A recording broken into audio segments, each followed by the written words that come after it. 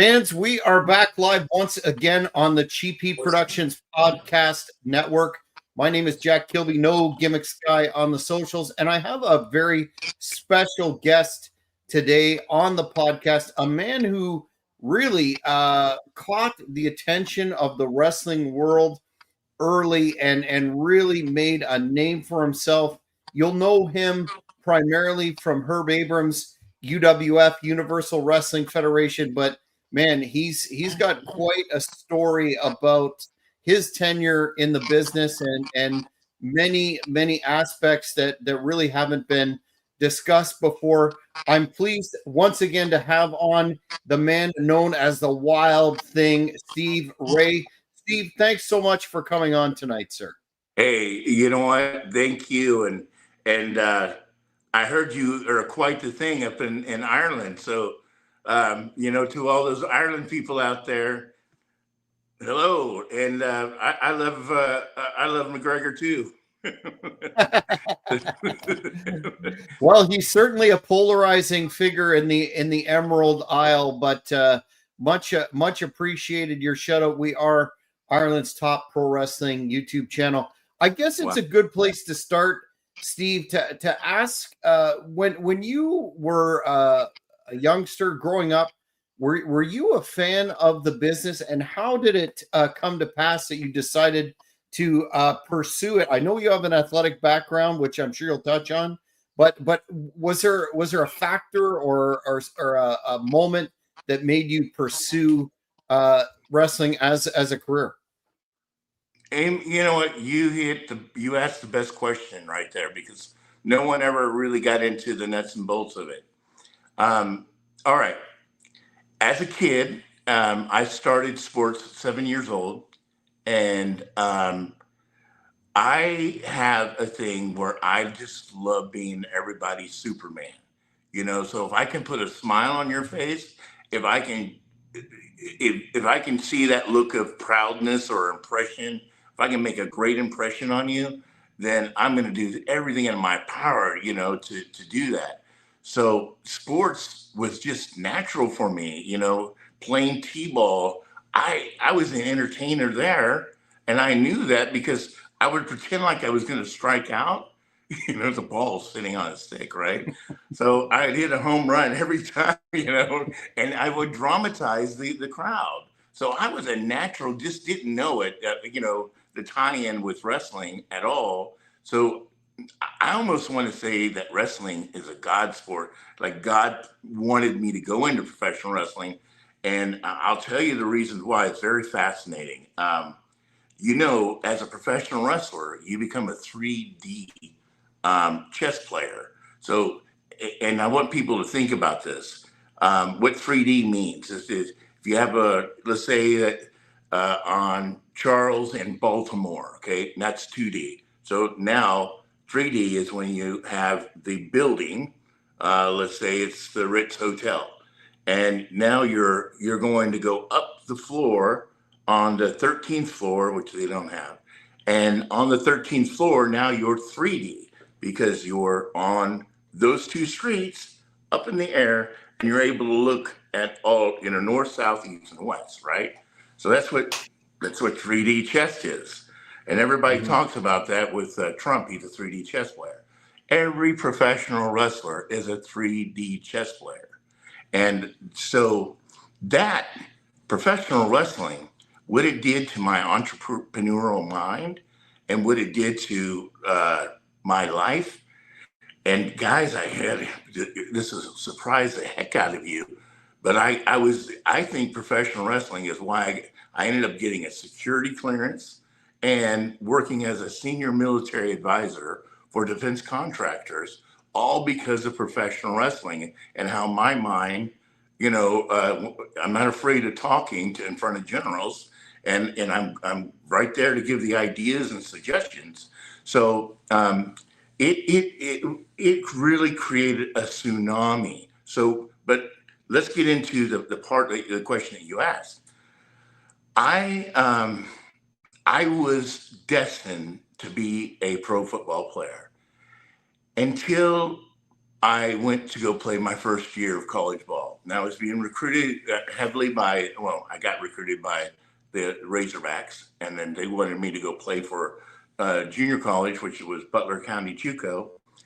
And that's when I started noticing football was no longer a sport; it was a business, and not just any business, but a huge business. So I didn't like it. I didn't like the business side of professionals football at all. And so I got a phone call. I was working for a company called ESS, and I got a phone call from this guy by Michael Jack. He said, "Hey, I really want you to come work for Hulk Hogan." He came into Kansas City at that time with it was during the Mr. T and you remember when they shaved it in the midget's head or the small person's head? Yeah. Yes. Yes. Yeah, so the very first time I'm meeting Hulk Hogan, I'm actually meeting him at the airport because he needed that much security. And getting him from the airport to the hotel, to the arena, to the ring. So I was on the 18 for that. Well, when he told me Hulk Hogan, I said, I'm not interested. I appreciate it. And he said, "You're turning down Thunder Lips?" And no, no, I didn't say that. But so let me tell you about where I had an interest. Bruiser Brody, Harley Race, Jimmy Superfly Snuka, and I didn't see Hulk Hogan as a wrestler. I only saw him as, Thunder Lips. So when I got to see him as a wrestler, for the first time, I was even more impressed. But you have to imagine just about, from Hank Williams Jr. To Tina Turner to a lot of entertainers. I shook my hands backstage with them. I've been around a lot of celebrities, but anything quite like Hulk Hogan. And the energy that I got from Terry, he really thought this was funny because I started signing autographs there, waiting for him, to come out, to the arena till I could take him to the ring. And Vince came to me directly and said, "You signing that autograph, you're out of here." And I'm going, okay. So, but the kids just all came to me like naturally. And I've been a ham all my life, the best way I can tell you about that is ODing on my mom's birth control pills at the age of 3, and they couldn't put me under. So the only way that they could put me under was my mom said, tingle his arm with your fingernails right here on his forearm. And boom, I went out. So the first thing I asked for was a comb and mirror, after they pumped my stomach and everything. So that's what kind of ham I naturally am. I didn't ask to be that way. But, God has shown me favor, I guess, for that. I try my best to not be arrogant about it, but, you can only please so many people. So where I got the love from Harley Race and what I saw with him on, it was All-Star Wrestling in Kansas City. So we had, Bulldog Bob Brown, by the way, kudos. I wish I had not said enough about Bulldog Bob Brown, and I want the whole world to know that he's Canadian too. He hit a moose with a brand new Lincoln Continental, and the first time I met him, the moose had shaved the whole top of his car off. There was moose crap all over it, and it was truthfully, absolutely, without a doubt. It was Bulldog Bob Brown who wanted to give me the big push of being undefeated. And then that's where the angle turned. We were tag team partners. He turned on me and he ended up hitting me over the head with an aluminum briefcase thing. I still have that briefcase, by the way. And he broke me open the hard way because I wouldn't go any other way but that.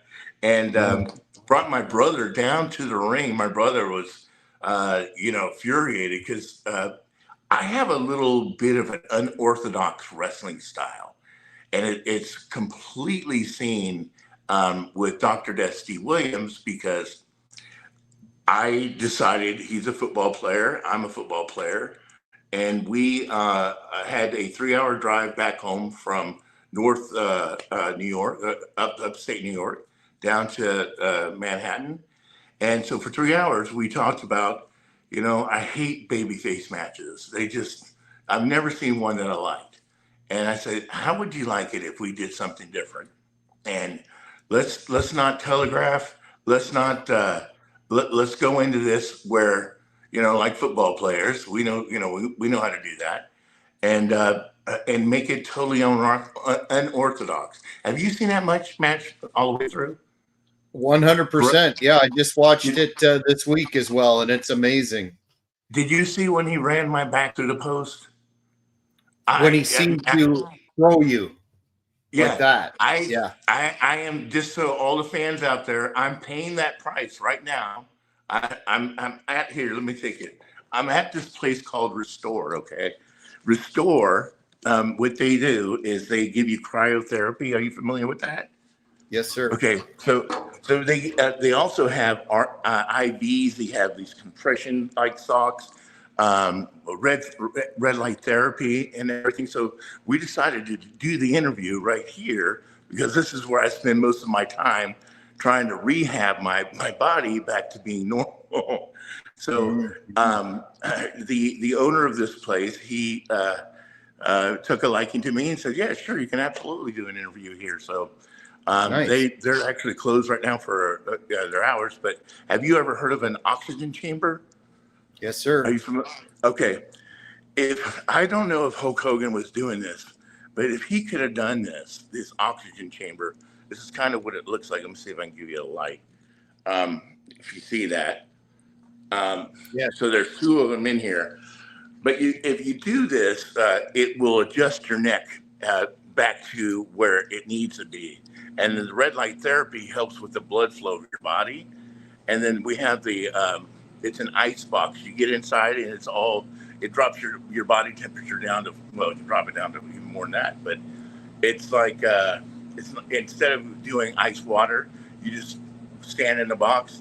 And here, I'll give you a quick look of it. Oh, nice. Looks cool. That's cool. You Canada, you know what that's like, right? Mm-hmm. Right outside now, actually. Yep. Yeah, and here's the red light therapy one. If we can turn it, there you go. So it's on both sides, but all of this stuff makes a difference. And the reason why I'm, pimping this right now is because I want to tell all the wrestlers out there, please, if you have a chance, do this stuff. It will make all the difference in the world. Opioids won't be your answer, and the hospital won't be your answer because they seemingly don't care. And this place with their IVs, they give you glutamine shots, they give you taurine, they give you vitamin C, they give you some trace elements, magnesium, vitamin B12, B complex, B6. And if you're traveling, all wrestlers travel, don't they? They give you an immune shot so you don't get sick from the airport and stuff. So that's where I'm at right now. I'm rehabbing my life, and I can't tell you I've never felt more better than I am right now. So I feel like for the first time ever that I'm able to come back into the wrestling business and give back. And I've been saying this for a while, but I would have a death in the family. And that would put me out, or there would be some type of tragic something happen. And so right now, I'm looking to get back to professional wrestling the best I can. And we'll kind of cover that later. But did I answer your question, by the way? Well, yeah, you just touched on. We might as well, of course, hit the first fan question, and then we'll get back to what I also have. But they asked about that match in '91 against Dr. Death. Everybody's still talking about it, and as I said, I saw it this week, and that back bump where he drove you into the ring post. It looked different in terms of the fact that he didn't go right in with you. It was like he pushed you off like a like a bench, and Right. then took you down. So Yeah. they were asking about the reality of that situation. Was it a match gone wrong? What happened there? But obviously, you're saying that the injury to your lower back is something that you're still dealing with today. Oh, no. So the injury that I'm dealing with right now is a bone spur. This injury could very well be, but you want to know what I think it's we believe it's called tech neck is what they call it, and it's from Mm, looking down at your phone. mm, So looking down like this, right? I mm, I went, just so the fans know, that I went AFib October 3rd, and I went AFib because I think I lost. I think it had to do with me losing a friend, and I really felt like he was inside of me, and I couldn't breathe. So I didn't even know that he had passed away at this time. I was, and my handler, I actually have a handler, um, and uh, her name's Christy. She's not my handler. I'm just teasing. Uh, she said that I was saying, "Get out of me, Brian! Get out of me." His name was Brian Johnston. And anyway, I ended up in the emergency room.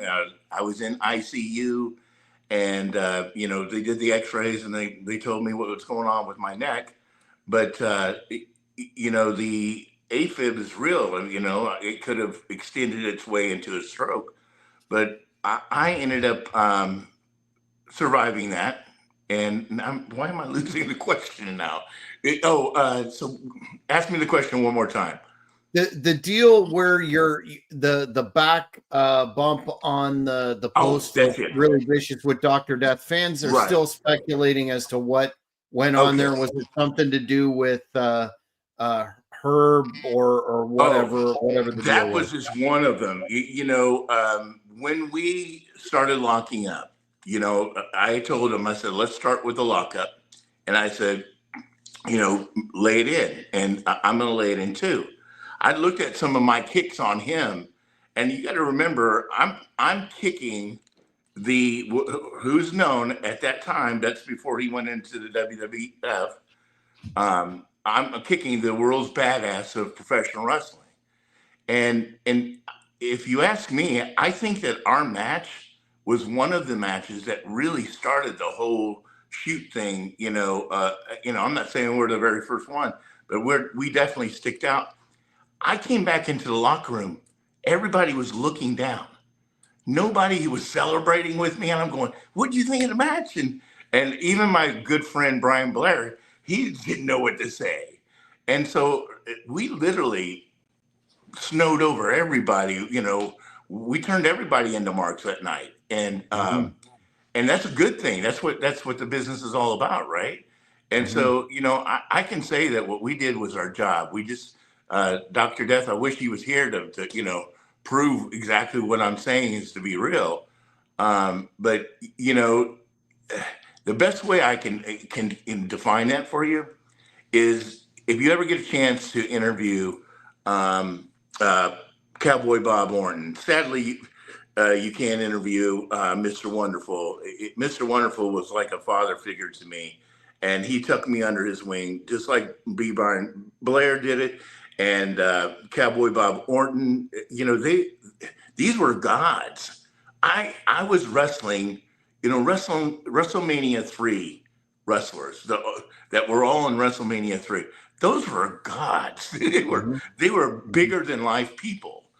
mhm, And so imagine being from a small town and having to have the confidence to be with these guys, to even sit next to Dr. Death, an All American, and say, "Hey, how would you like to do the match this way?" And I have to tell you, there's something really funny. I remember doing the same exact thing, and Rip Rogers blowing up laughing so hard. And I was getting ready to wrestle Pork Chop Cash. And Pork Chop was so kind, and so he's like, "Come here, get away from that idiot." And you mhm, know, I was naive, and nobody told me my very first match is with Dr. D. David Schultz. And they didn't tell me who was going to win and who was going to lose or anything. I didn't know anything. There was no, this is what the entry's going to be like. You know, I was a nervous wreck in my whole hometown of Leavenworth. Everybody was there. So we almost had a sold out crowd. And I'm like, okay, aren't you guys going to?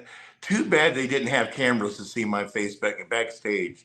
I was a nervous wreck, man. You know, and I'm dealing with someone that pumped the eardrums, you know.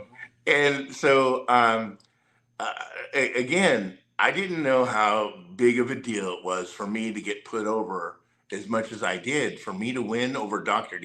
David Schultz, that's a godsend. So, Dr. David Schultz, I want to thank you a million times over. You know, you're a talent, a legacy beyond legacy. So, good old Georgia boy. Is he from Georgia?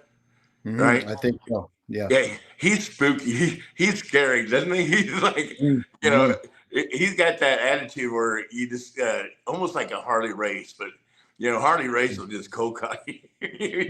We won't care.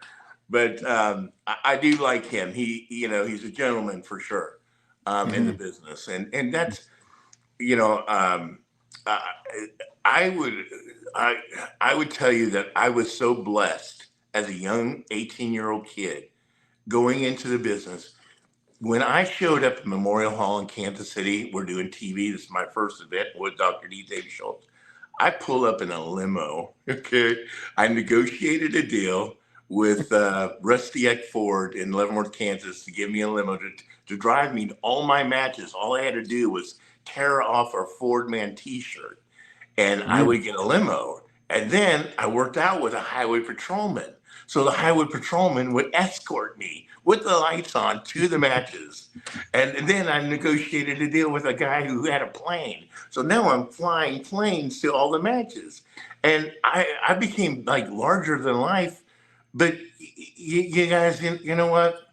I have to tell you, give God the glory to everything. God always gets the glory because if it wasn't for him giving me the ability just to talk freely to people and not be afraid, and you know, I try my best to bring light into a room and not darkness. I try my best not to smash somebody or tear them down. You know, I'm always trying to look at the best side of people, and I would say that was, you know, to all the fans out there. Dr. Death was an amazing athlete. And it's really sad that he went out the way he did. You know, he really he was dealing with a broken heart from a broken relationship. And his marriage, you know, it killed him. It was devastating to him. And then what happened with the WWF, that was uncalled for. And everybody knows that. And it wasn't a good timing for him. If you had him in his prime, that probably wouldn't have happened. But you know, so that still bothers me to this day. But I did like Vince's approach. You know, bringing that was an interesting concept, but I don't think Dr. Death kind of really knew what he was. You know, he's so used to carrying that persona that he didn't realize he wasn't really ready for that at that time. But so. Yeah, I think it really killed his career in many ways, and in hindsight, it was a really to use some of the talent like Dr. Death that they did in that Brawl for All was not the best business sense. So, in terms of, I know we talked a little bit before going on air. You wanted to talk about how you were somewhat unique in the fact that you only trained for 3 months and then and then started you broke into Kansas City Central States. Did you want to touch on your training a little bit? Absolutely. Thank you so much for that. So Bob Geigel didn't train me. It was Sonny Myers, but Bob Geigel took a liking to me. Very strange liking. I got to tell you, it's hard to read Bob Geigel because this is how he works. He has his glasses on, he leans back and he goes, "Steve, don't know. Gotta go. And that was it. That's all I really got out of Bob Geigel. But Wow. what what I received out of Sonny Myers was, I would say, the best he could give me for the time that he could spend with me. We did have 5 Kansas City Chiefs players show up and couldn't make it at the time, and I was wrestling with Curtis the Cat Hughes, which, Curtis TC, if you're out there, yeah. Um, it, Curtis, Mike George, love you too. Batten Twins, I remember them very well. Pork Chop Cash, hello.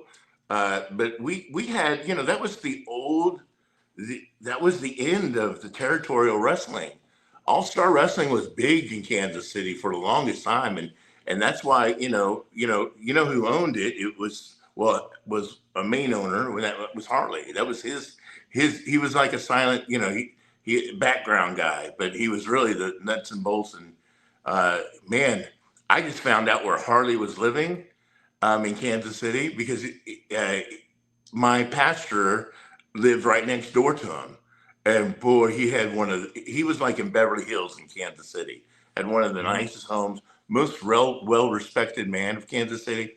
Bob Geigel was kind of quiet. Sonny Myers lived up in St. Joe. And we have, I don't know if I can call them little people or midgets. They're midgets when I was wrestling, but if they're little people now, that's fine. Um, but that was Lord Littlebrook. He has a village of. It's freaking fascinating. I think wrestling altogether, territorial wise, and we're talking like like you can have 5 territories. Indie. I'm talking about like indie kind of stuff. It is really interesting what's going on in the whole indie world. These people, wrestling is huge, and everybody wants to be a wrestler. Everybody wants to be a professional wrestler. It's crazy, isn't it? And it's a good thing. But when I got into the business, you got invited. Hulk Hogan was the one who invited me in. He gave me Sonny Myers' number. If it wasn't for Hulk Hogan, I would have never got into the business. So Hulk Hogan up there, brother, thank you so much. I really appreciate what you did for me. And that was a golden, nowadays you're not treated. I learned how to speak Carney. All of that, that was part of it. You couldn't get in it. I couldn't have my first match if I didn't know how to speak Carney. And outside of that, yeah, I was not trained long enough. I barely knew. Uh, I couldn't call a match at all. That's for sure. Um, Out of the training that I got, I can call a match now. But going back to the 3D thinking, okay, remember, so you're there with your opponent, and it's really almost 40 because now you have an opponent, you have north, south, east, and west, and you also have a referee. So you have that all those dimensions that you're entertaining and you're telling a story to. Now, if you understand anything about computers and networking and all that, that's a lot going on. It's kind of the same thing, and it's like pinging. I want to see how they're doing over in this corner, and you get the feel of the audience that way. So as a baby face, you got to know where to sell to tell the story. And dude, that's like all of that's gold in materials that you can use in the real life. So professional wrestling, I would recommend every person on the planet to become a professional wrestler, because what it'll teach them is just, okay, let's look at politics. Look at the politicians today. They're all stealing scripts from professional wrestling.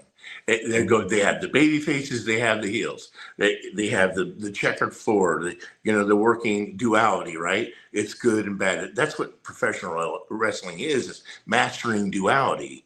And so it's fascinating stuff when you think on a deep level like that, what you're really accomplishing. And if you're able to tell a story, right, and bring real meaning to that belt. God, don't you remember the territories were like that? So you had the world's heavyweight champion fly into Kansas City to fight the Kansas City heavyweight champion. big meaning to the belt, right? Because you want your guy to win. I miss those days. Those days were awesome. And I'm my purpose from this point on is to give back to the business and to make the Rice Bowl bigger and to show everyone how appreciative I am for even remembering me. So that's my whole purpose, and your podcast. I want to thank you for what you're doing for professional wrestling and all your fans out there. It's a great business, guys, and what we're doing here is we're storytelling. And I want you to imagine this about professional wrestling. If we got responsible with our storytelling and creating our talent, we could create real leaders and change pop culture even. We can change the way society thinks based off of our storytelling. Because what were the Twin Towers before 9/11? Interesting, huh? Four horsemen. Reality, revelations. You got all that storytelling that goes on. So your campaigns and your monetization has to be powerful. You have to really think about what you want to do to influence that 6-year-old or that 35-year-old to becoming what you want in America today. Well, we're a worldwide product now. So now what are we telling the stories about? Are we talking about Hinduism? Are we talking about Buddhism? Right? What are we doing here? And that's what I really want to challenge, professional wrestling right now, is to change the whole circus atmosphere, and let's make it something, meaningful and something that would change lives and take away I don't know what you got going on in Canada, bro, but here in the United States, we got people in our school system. They have something called furries, where they let kids act like animals and use litter boxes to go to out in the hallway to use the restroom. Now, if that's not a problem, that's what I want to see us build leaders that take away that ignorant thinking, because that doesn't help anything. And I'm not, guys, I'm not trying to trash or hurt anyone who might have a mental condition at all. What I'm trying to say is that we need to, have ownership here and take on the storytelling as being something magnificent, something powerful, something that will change what we're living in right now. I feel you. And we'll talk a little bit about modern wrestling towards the end. I want to hit you with another fan question, though. They were asking, they're a Canadian fan, about your shot in Stampede Wrestling in '89 versus Goldie Rogers. Were you expected to have a longer run there, or how was that sold to you with Stu and all that good stuff? Another thing that Bulldog Bob Brown owns, he brought me up there, okay? And here's a big shout out to my best friend of all time, Cowboy Rick Patterson. I love that man, and I would do anything to be reconnected to him. We got disconnected there for a while, so but I wouldn't say that Cowboy Rick Patterson really kind of like said, yeah, I think it'd be a good thing, but you better watch out for Stu. Don't go down to his basement. And so I got to, get away from any of that stuff. But the one of the guys in the office had brought me in there, and they had told me the amount of money that I'd be making. And like always, it didn't turn out to be the way that they said. The way that it would have ended out would be that I would have just enough money to get back home. And so I already had enough money to get back home. And I did, I think 3 weeks there, maybe 4 weeks. And here's a really funny story. So I was going to be, God, I can't even believe the name. Which Hart brother was the one that passed away in Kansas City? That was Owen. Owen, sorry.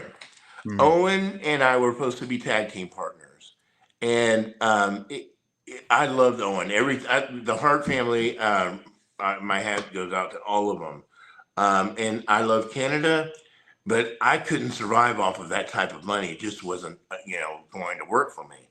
So I had to come back to Kansas City so I can survive. Um, but we did Stampede for I think we did television twice there, and I went to Saskatchewan. I couldn't believe how many Indians were there. I mean, Mm. I was like totally the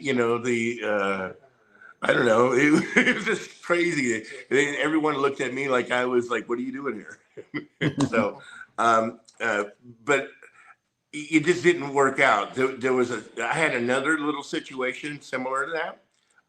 That Stampede wasn't bad. What Stampede, there was no bad blood, except for I will have to say the guy in the office that would let me stay with him. I had drank a dozen eggs the night before, and I stained his it stained his apartment with the worst gas. I mean, he told me for a month he couldn't get it off the blinds and smell. And I'm so bad. That's awesome. I mean, the gas was so bad. Don't drink it.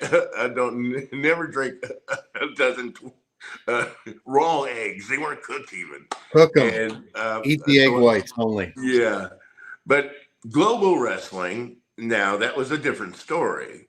Global wrestling, we had an agreement with a paycheck. You'll find this fascinating. So the promoter and I got along well, but he did one of those. Can I send you the other half of your check in the mail? I looked at him and said, I told you, don't do that to me. Please don't do this to me. And he goes, well, I guess I'm good for it. It's going to be okay. So, okay, I'll take it. Well, he didn't pay me. So I contacted Herb and I said, Herb, I want you to contact, this office and put a cease and desist that they can't use my name. Well, Sonny and I were in a bracket. So we had did in one night 8 matches. That Eight was a matches. tag team tournament, correct? With Yeah, you and yeah. Sunny Beach. Yeah. Right. And so you're familiar, the Nasty Boys, uh, they ran into me down in New Zealand. And I was with Cowboy Rick Patterson. And they said, they pulled one on you. And I said, well, what are you talking about? They said, well, they decided to call this black guy Stevie Ray because of what you did. I said, Mm. what? And they said, yeah. He said, you thought you pulled a fast one. They got you back. Now you got a brother, but he's black. And I'm Mm. going, Mm. oh, okay. Well, I Mm. didn't know that, but his name's really not Stevie Ray. And so forever he has to brand me everywhere he goes. So I wanted to Mm. have a Stevie Ray. Let's end the, you don't have the rights to have the Stevie Ray, but whatever. Uh, I never met him, and nor have I met Booker T. But they're two awesome talents. So, Mm. kudos to him. That's what I was told the story about. How that all happened. I'm pretty confident that's accurate information. But his name's not Stevie Ray. No. Yeah. So. You're more than well to ask the Nasty Boys, about that. Whenever if you ever interview them, if it's accurate information. But Mm. that's where I got it from. So It makes uh, sense. Who was the promoter of Global that you were dealing with? It wasn't Pedicino, was it? Pedicino was there. I believe it was. Mm. Name another one. There's another. Let me see if you throw a couple more. Pritchard was in the office there. He dealt with finances, apparently. Pritchard was really good with me on color commentating too. Mm. He was there. God, there was some American guy with a mask on. I think he died, didn't he? He had an American mask. He was, and Hulk Oh, Hogan. the Patriot, Del Wilkes. Yeah. Yeah, What happened to yeah. him? Yeah, he unfortunately passed away. I think he had cancer. Oh my Off gosh. the top of my head. Oh my gosh, he was really a good talent. They wanted to make him a big star, but I felt like if you look at the global match that Sonny and I had, we were on it. We both looked good, and our Mhm. color was right. Um, and Sunny Beach, I want to apologize that happened the way it did. For all the fans that are Sunny Beach fans, he's an amazing guy, one of the most brilliant people in the world, and the most successful wrestlers. Who he built a big mastermind security business. Yeah, He's I got. interviewed him. I interviewed him on this channel a couple of months ago, and it was tremendous. Yeah, Yeah, absolutely. he is. He should be an ambassador for professional wrestling because Mhm. he's.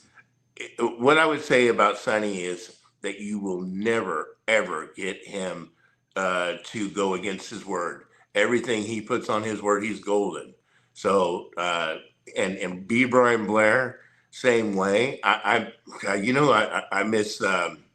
I miss a lot of the wrestlers that I wrestled with UWF because they were it was amazing. Even if you take Sid Vicious, he was so polite and respectful towards me. And Cactus Jack and I, we were always battling for who's going to be number one with merchandise sales.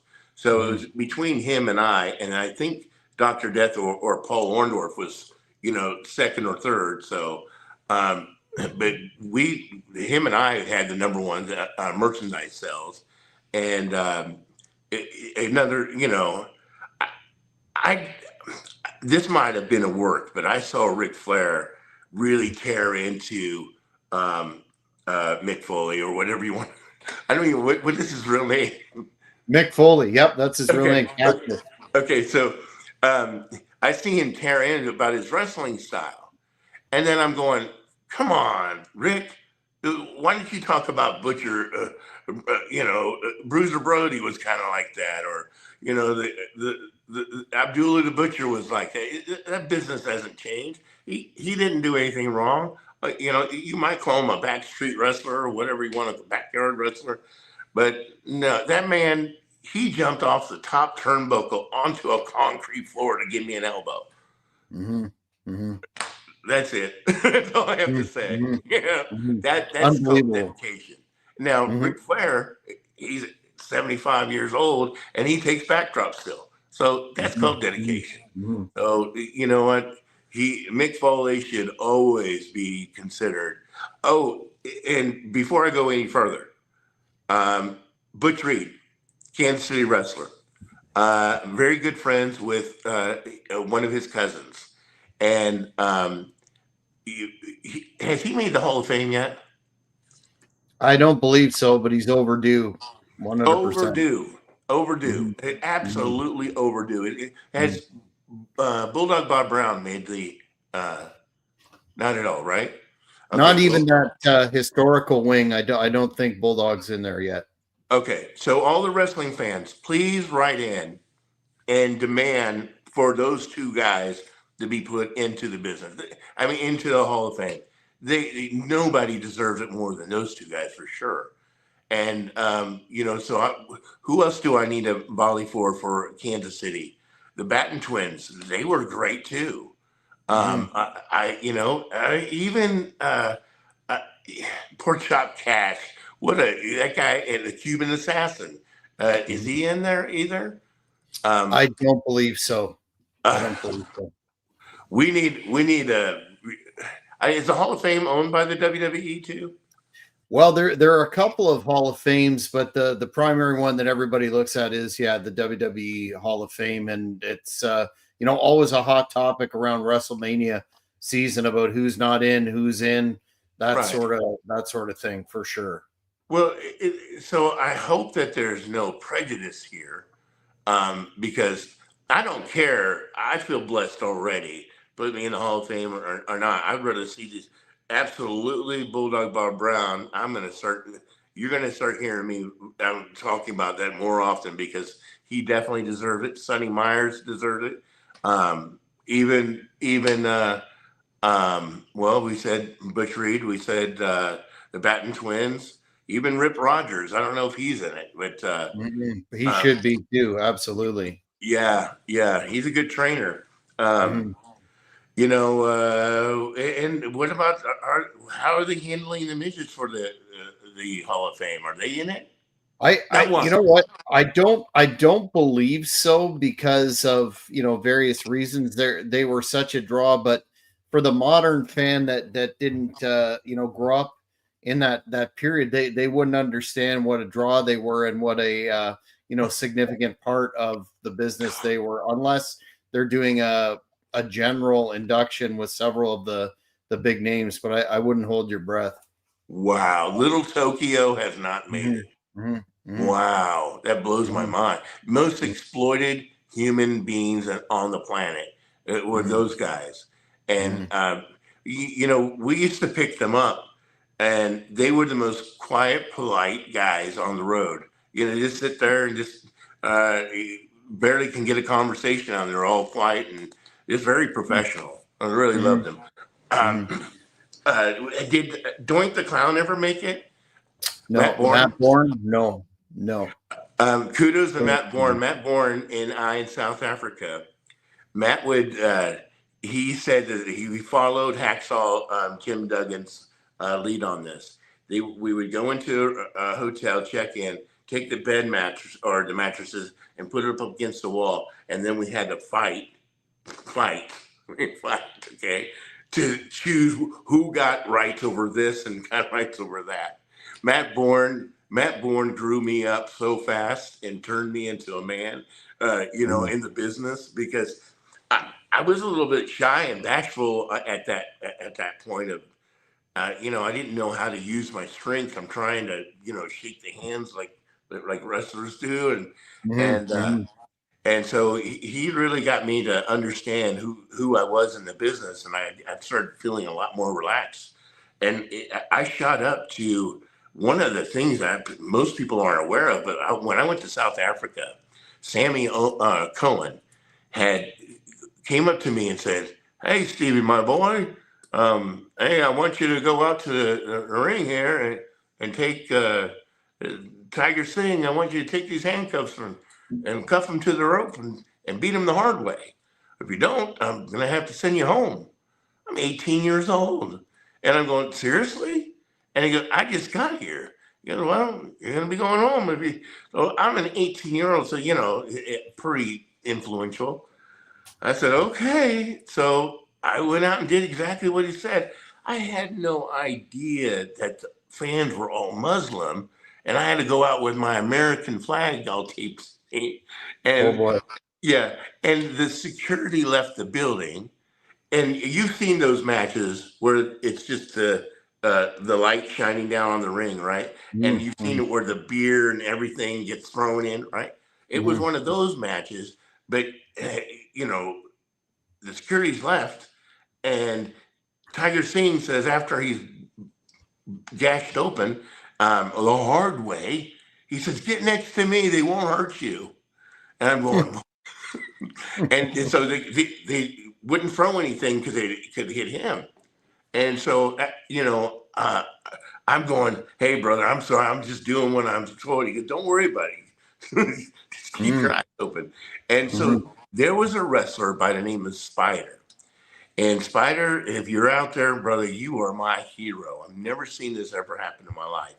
He walked out from the locker room to the ring and he knocked every person out cold.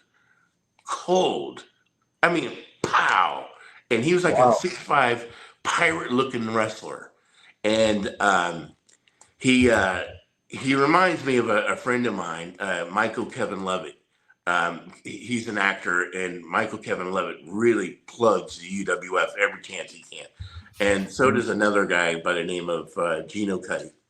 But he has that pirate look, and tats everywhere. And I just never seen anything like it before in my life. mhm. He says, "Grab a chair, run like a rhino." I'm grabbing a chair and I'm running, as hard as I can to the locker room. and they don't open the door. Boom! I hit that, and then I get into the locker room, and they want me to escape out of a window that I can't fit out of. So it was crazy. But so the next day, they only had 3 television stations there. The next day, I had every taxi cab flipping me off, wanting to kill me, and so I'm 18, I had Mm. no clue to how much people can hate you.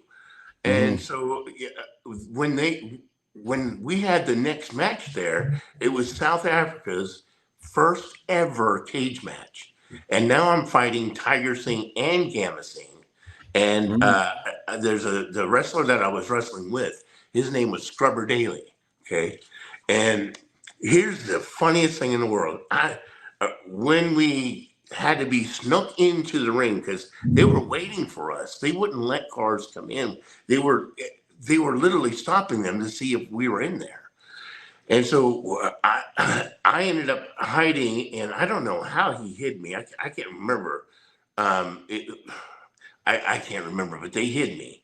And so when we got in, their cage was the best looking cage I've ever seen.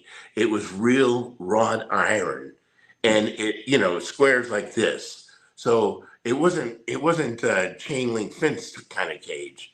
Um, Golly, I wish anything that I would have had pictures of that. It's the best cage ever. I ended up climbing all the way to the top, and I'm already a Hulk Hogan fan, so I did that. Ripped my shirt off. Mhm. And I can see this wrestling fan in the audience reach into a paper sack, pull out a Nerf ball, and I said, I'll just let him hit me with it.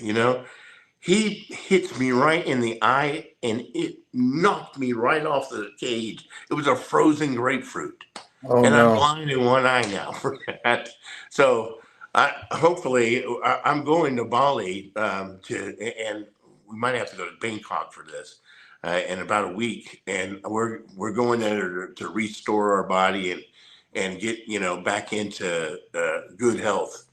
And I can't wait to get this eye fixed. But that was like, wow. He just knocked me, and the fans went crazy. And I'm like going, I don't know if I want to wrestle tonight. I don't blame you. Those overseas stories are, I mean, absolutely wild. I guess I should ask, how did you come to sign with the UWF about 90? Correct me if I'm wrong. Oh yeah, yeah. Well, okay. So this all kudos goes to Brian Blair on this story, but it's really fascinating. There was a promoter who was just he figured a niche, and it was contacting all the state fairs and being diligent, following through, and providing good talent. So he had every state fair just about all over the West Coast. And we were just going state fair to state fair to state fair. And he had a band for us. So Brian Blair said, hey, when we go to Vegas, uh, why don't you and I got somewhere I want to take you and someone I want to introduce you to. And I said, okay, I'm a little nervous. I'm going, what's this all about? And he said, don't worry, we're gonna have fun. So he brings me to Beverly Hills, and I'm going, this must be somebody really important. And I'm not prepared for Herb Abrams at all. And this is the best I've ever seen Herb too, by the way. He was sober. He was, bright eyed, just great. And so we went to Beverly Hills. He introduced me to him, and he introduced me to his wife. And by the way, for all your fans out there that wanted to know about the depth of the storyline there with Dr. Death, bring me back to this point though. Um, the story goes is that I was paid, Dr. Death was paid $100 to break my nose because I slept with Herb Abrams' wife. And and I have to tell you, Dr. Death would have charged a lot more than $100 to break my Mm. nose. Mhm. First of all, that's number one. Number two, there's a little bit of truth behind this story that is jacked up. And get me back to that so I finished the story, the question that you started off asking. Tell me that part again. So how you came to sign with the UWF, and you were talking okay, about that's to it. meet Abrams. Yeah. Right. So Herb could not stop, like smiling. Like he goes, I like this kid, and I was 18. I had big, no. I wasn't 18. I was 26 at the time. No. Hold on. 25. 25. I was 25 at the time. And I just turned into the wild thing. I was big Steve Ray in Kansas City. I started as I was a power lifter and I was teenage national. I held the highest total for super heavyweight as a teenager at that year, at that time. And so I quickly realized that I could not be big Steve Ray anymore and be successful because I was not big. I'm 6'2", and even at 300 pounds, as a powerlifter, as strong as you can't hold up in the ring. I bench press this much, squat this much, and deadlift this much. So I loved the Doors, Jim Morrison, and I liked Bon Jovi with the attention he got with the girls and all that. So I kind of intertwined those two personalities, and I came up with the Wild Thing. The other thing the Wild Thing represents, though, is non-conforming. I don't conform. I don't follow the crowd. I like to go my own direction on things. So, you know, our energy, Herb Abrams and I, was automatic. We liked each other from the get-go. And what I loved the most about Herb Abrams was our communication from day one was like we were best of friends. He trusted me with anything and everything. I was truly his cleanup guy. I'm the one that got him sober. I'm not the, Al Burke guy that probably got him killed. I shouldn't say that. But I was the one that would protect him, and I didn't, I wasn't in that scene. I don't know how any wrestlers could be on drugs at all and wrestle the way.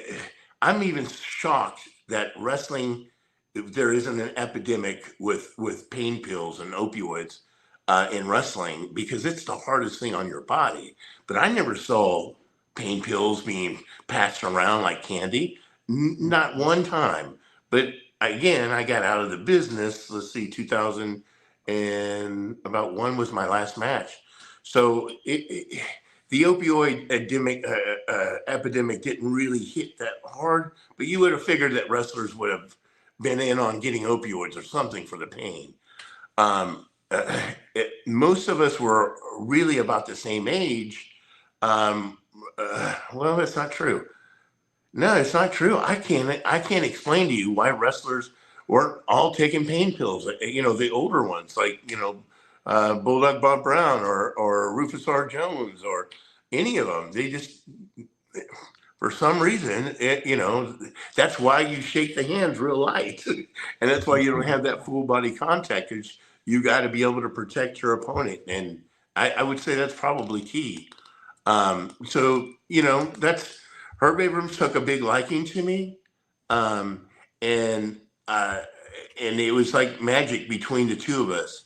I never wanted ever to let him down because of the way he believed in me, and his eyes would light up when he'd see me, and that was like everything to me. So when that first match that I had in California, uh, a lot of wrestlers didn't know how to work the camera. I just took the camera where the audience was fullest, and I already had signs propped up. I told girls to throw their panties at me. Well, not their actually. I bought some and handed it to them, and it just started from there. The whole thing, and that was really when the Wild Thing, for the first time, got seen, and he loved it, and it seemed like the fans loved it. Really, the reason why Herb came and whispered down my ear, and why he told everybody that he paid him $100 to sleep with my wife, is because the guys didn't like me as much as the girls, and he wanted me to be a good bad guy. And it's kind of like the way that Steve Austin is. Like I screwed the promoter's wife. That makes guys like you then. Like good. Not all guys, but that was. I didn't take kindly to him doing that at first. And he said, Stevie, my boy, I'm getting ready to make you into a star. And I was so mad that night, but it blew me away. He was right. It had a huge impact on my entire wrestling career.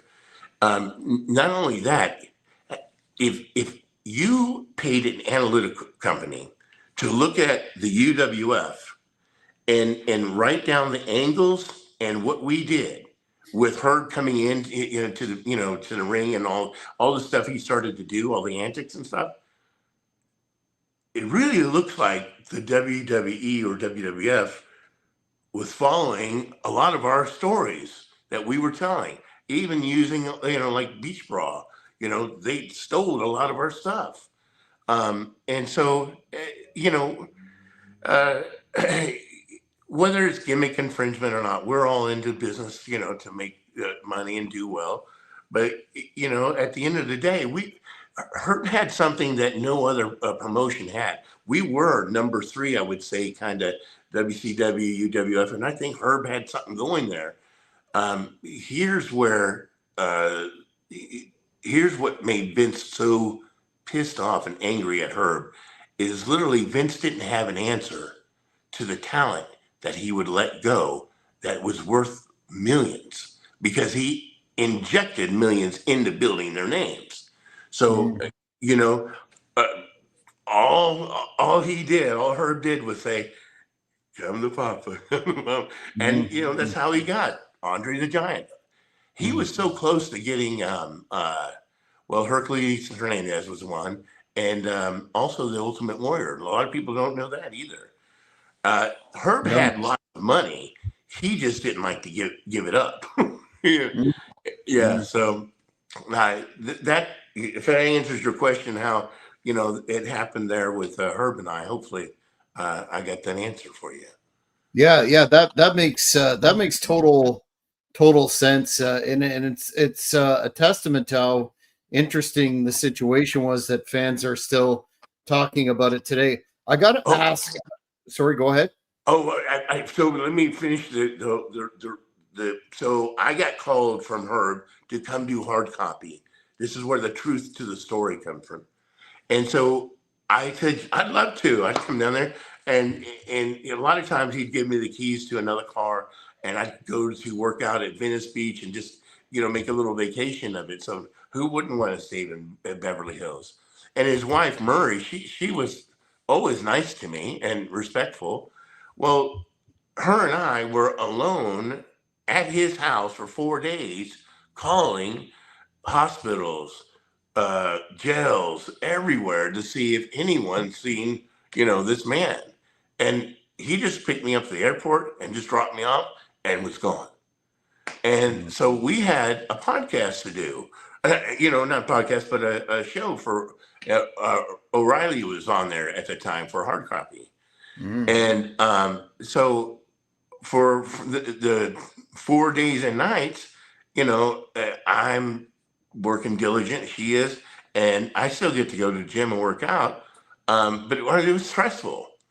And so at the fourth night, Herb shows up on the fifth morning, and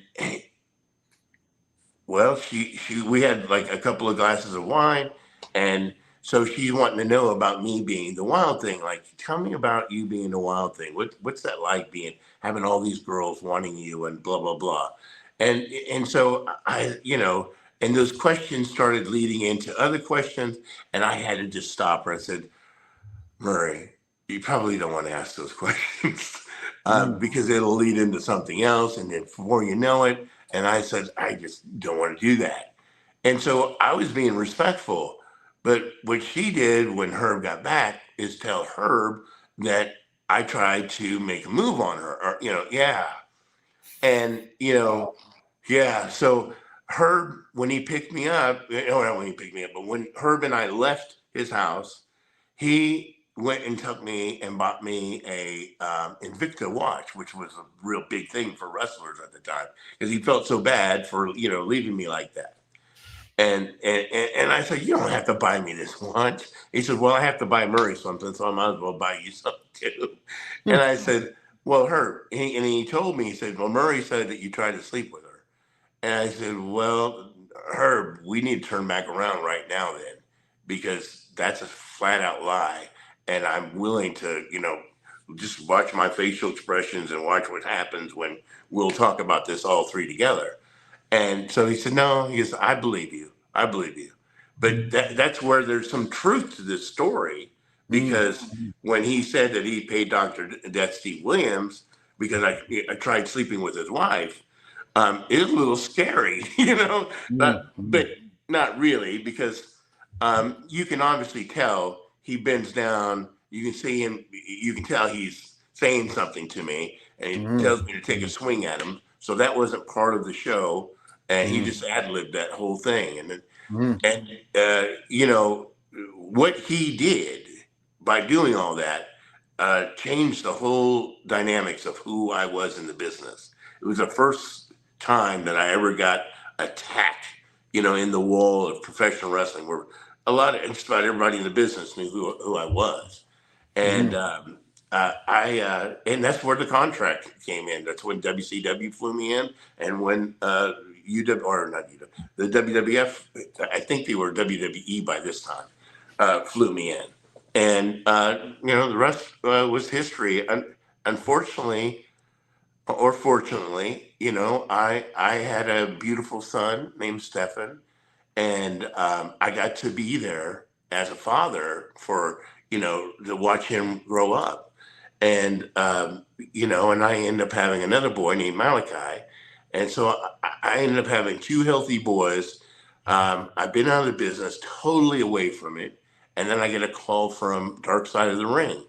They had been calling me for almost a year, and I didn't want to have anything to do with the business anymore because I had to be a father. Well, at this time, both of my boys are graduated from high school, and I decided to call this group back. And lo and behold, it was something I wanted to do, because I wanted to do everything I possibly could to shed the light on Herb Abrams and not the darkness. And everybody mocked him. This guy, look what he did when he had a problem like he did. And I guarantee you there's nobody on the audience at all that's never had a family member or friend who hasn't had any type of alcohol or drug abuse. And the real problem with that is, somehow some type of childhood trauma. Herb, most people aren't aware of this, but he was petrified of lipstick being on anything. I don't know what that's all about. I didn't even ask him. I just took care of, made sure lipstick wasn't on things. But he couldn't drink it. He'd look at glasses. He couldn't go in an elevator because he was petrified of lipstick and then women's perfume. What's that all about? What happened to this man that caused him to be so petrified of that? And his eyes would get like frightened to death. So, that's childhood trauma of something. Something happened to him serious.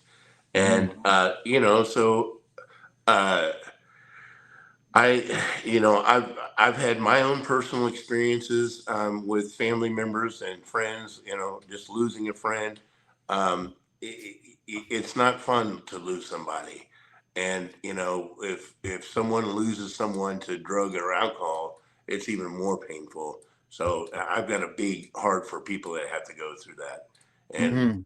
And so, I think Herb was, self-medicating in some kind of weird way with what he was, involved with. I think we're barely scratching the surface. I think if you're available, we'll have to do a part two. But I've got one fan question for this episode that I actually had sent to me as well. But the live fan has a machine is asking. We're talking about and Wild. He's asking, did Lou Albano, Captain Lou, when he was in the UWF, give you that tag team name? As seems to be the common perception. No, we had a great interview with Captain Lou, but that name comes completely from Sunny Beach. He rocked that one out of the house. So for all of you out there, I can't take credit for it. But at the end of the day, Sunny will do the same thing. Give God all the glory. Wet and Wild was a park that was, we were, I don't know if we were, yeah, we were, well, I can't remember if we were in Florida or if we were in New York, but obviously it's a what it's known for is a water park.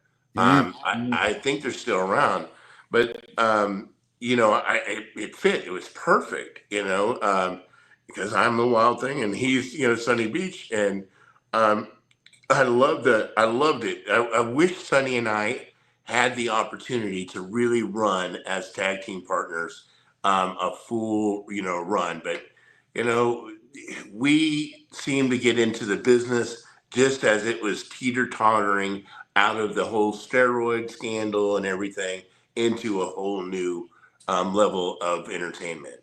And so, that was probably God gracing our bodies, because wrestling is very hard on the body. And Sonny and I were able to, what I did outside of the wrestling just blows my mind, as well. Fans out or aren't aware of this, but I became, I was nominated by Tom DeLay, Speaker of the House, to be the small business honorary chairman for small businesses for the state of Missouri. And I also became George W. Bush's small business advisor for the state of Missouri as well. So hats off, though, to my friend, because that's nothing compared to what B. Brian Blair did becoming mayor, of Tampa. So, and it's, I also want to say out to B. Brian Blair's best friend was Terry Hulk Hogan. I haven't had a chance to talk to him, but my prayers, brother. I know it's been a tough ride with that. But yeah, that's. I hope that answered your question about the Wet and Wild. We could have had some killer merchandise. But absolutely. Yeah. We'll on part 2 we'll pick it up talking more about Wet and Wild and some of your opponent's Wild Thing. But for this one, why don't you tell the fans where they can find you on social media and or anything else that you have ongoing that they need to know about? Beautiful. Right now, you can find me on LinkedIn, just under my name. And so this way, the fans out there can see what I did outside of after wrestling. And so I kind of have an interesting resume. And I got into being a defense contractor, but it's under Stephen Reyes, Stehpan. I don't think it's Edward Ray. I think it's a Stephen Ray. And I have short hair. I don't have long hair then. And I have a business called Wellness International Group, and that will kind of give you, a ticker of knowing that you're at the right place. And so that's where I've got 25,000 very fascinating, interesting contacts.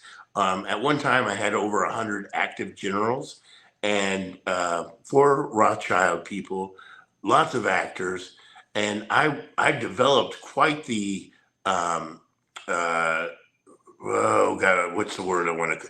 Well, following, because before Bill Gates took it over, I was able to talk about. I did something that's called career suicide. This is during the time that Hillary Clinton was running for office, so I couldn't. I just said I put it all on the line because I couldn't do it. So what I did was talk about politics and religion. and I was generating a little following, and then Bill Gates took it over, and then I just took a powder because I knew that he would end up shadow banning me, or I didn't want to lose my profile on LinkedIn, because my profile is what would give me jobs. So you have that. Then you have another thing. I have a company called Circus House Productions. Okay, and that's spelled SERCUS, House Productions. And I'm on that. I'm under Wild Thing Stevie Ray. And I'm getting ready, to all the fans out there, I'm getting ready to surprise all of you guys here very soon.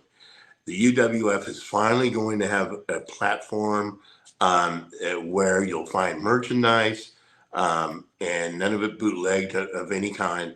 And what we're going to be able to represent the UWF finally in a manner that it deserves to be represented in. Also, that to the family of Herb Abrams, I want to thank you so much for believing in me. And Sonny, because Sonny is also a partner in all this, that we are going to do what's right for B. Brian Blair being in charge of all this. When I say being in charge of it, he was the booker, but we're going to tell the story in a much more beautiful way than just her being chasing around people and covered in cocaine and baby oil. So yeah, Herb was amazing to all the fans out there. He was amazing and a great boss. I loved him. But life goes on, and you always have to give back to the things that gave to you. And I'm giving back, and so I'm fully honored that I was given this position. I'd like to apologize because it's taken me some time. But if you bring me back for stage 2, I will promise you the interview that I have for you will really blow your mind, because you're going to see stuff that involves a new way of looking at professional wrestling, changing a lot of dynamics, and that's going to be the most exciting show to represent on your show, especially. We have our eyes right now on your demographic of where you're covering, and the whole world is right there at our fingertips, and I think it's so awesome that you were able to capture the audience that you did. So kudos to you. Well, I appreciate that, and I'm definitely looking forward to part 2. I knew, given the breadth and depth of your story, that we would be doing 2. So fans, stay tuned for that. We will announce part 2 shortly, but until then, I want to thank you for setting the table, so to speak, with this one, Wild Thing. Hey, thank you. Thank you, God, for giving me another day on this planet. Thank you, Yeshua, that's AKA Jesus Christ, for also being my Lord and Savior. And thank you, Christy. Thank you, Christy, for helping us set this thing up. I'll tell you more about who Christy is on the next show. Perfect. Well, fans, again, stay tuned, subscribe to the channel, and we will publicize the next part 2 with the Wild Thing, Steve Ray. We've got so much more to cover, but until then, appreciate you watching. See you next time. Sunny Beach. Thank you for watching this video. Please give it a like if you enjoyed it. Be sure to follow us on all social media platforms at Cheap Heat Productions. Don't forget to hit the notification button, and you won't miss any of our upcoming interviews, recurring programs, or entertainment products. Thanks again, and keep watching.